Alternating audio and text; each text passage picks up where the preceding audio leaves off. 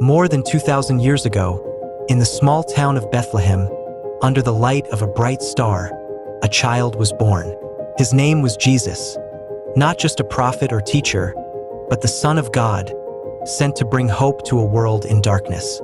He was born not in a palace, but in a humble stable, laid in a manger, surrounded by animals. Angels sang his arrival, and shepherds came to worship. Wise men followed the star, bringing gifts of gold, frankincense, and myrrh. Even from birth, it was clear, this child was special.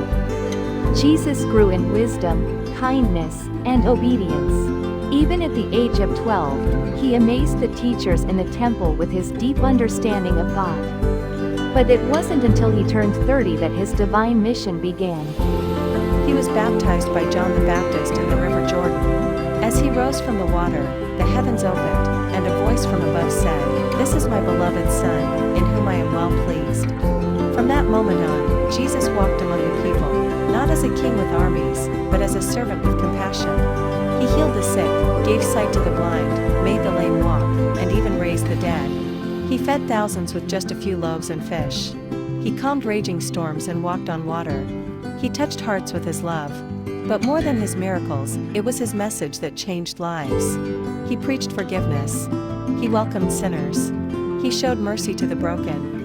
He taught us to love our enemies, to care for the poor, to serve one another.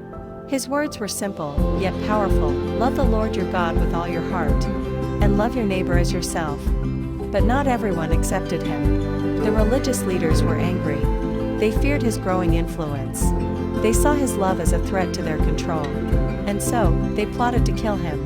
One of his own disciples, Judas Iscariot, betrayed him for 30 pieces of silver. Jesus was arrested, falsely accused, beaten, and mocked. A crown of thorns was pressed into his head. And though he was innocent, the crowd shouted, "Crucify him." He was nailed to a wooden cross, between two thieves. As he hung there in pain, he looked at the people and said, "Father, forgive them, for they do not know what they are doing." After hours of suffering, he cried out, "It is finished." And he breathed his last. His body was taken down and placed in a tomb. A heavy stone was rolled in front.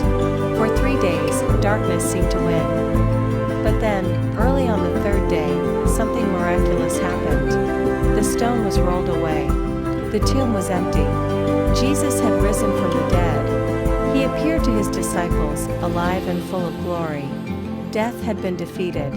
The grave had no power. This was not the end, it was only the beginning.